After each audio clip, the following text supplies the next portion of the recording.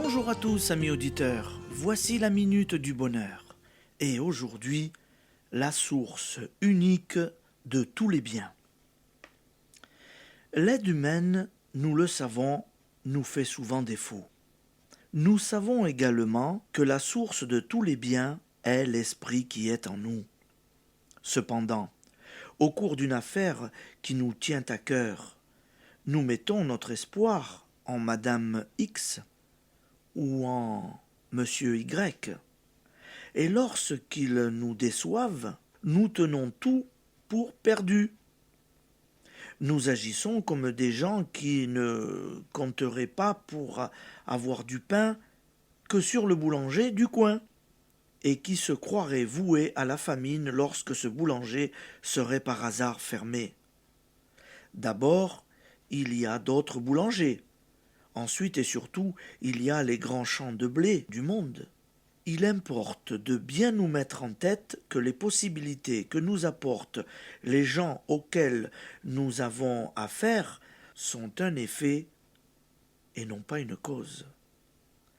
La seule cause, l'unique source de notre prospérité et de notre joie, c'est la puissance créatrice universelle, l'esprit en nous. Les eaux coulent, la source demeure. Notre réussite totale n'est possible qu'à partir de l'instant où nous prenons conscience de cette vérité. C'est ce qu'affirmait sainte Thérèse d'Avila lorsqu'elle disait « Dieu suffit », et elle prouvait sa foi par des actes lorsque tous les secours humains sur lesquels elle comptait s'étant éclipsés. Elle se réjouissait. Dieu va pouvoir agir. Car tant que nous persistons à mettre tout notre espoir en quelques individus, nous ne sommes pas branchés sur la grande centrale électrique. Nous nous contentons d'un groupe électrogène de faible puissance et qui peut flancher n'importe quand. L'esprit en vous vous donnera ce que vous lui demandez justement. Il vous le donnera par un canal de son choix, par X ou Y, ou peut-être par Z.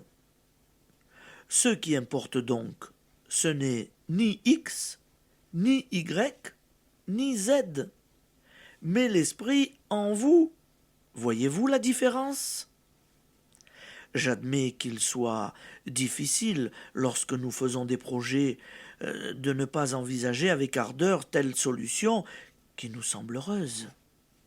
Cette ardeur, c'est l'immuable esprit que nous devons la porter. Il faut un certain courage. Le courage du passager qui doit quitter le navire qui fait naufrage pour se jeter dans le canot de sauvetage. Il y a là un moment de vertige et d'angoisse, mais c'est le seul moyen de salut. Toute aide humaine est susceptible de faire naufrage. Seul l'esprit créateur de tout bien ne chavire jamais, n'échoue jamais. Application. Lorsqu'une affaire, une démarche s'avère un échec, ayez la force de ne point désespérer, de ne même pas vous inquiéter. Ne doutez point, une autre situation se présentera. Ne contemplez pas la source d'où découlent tous les biens, et le bien que vous souhaitez se manifestera. Allez, bonne journée amis auditeurs. Merci d'être en notre compagnie, et à demain.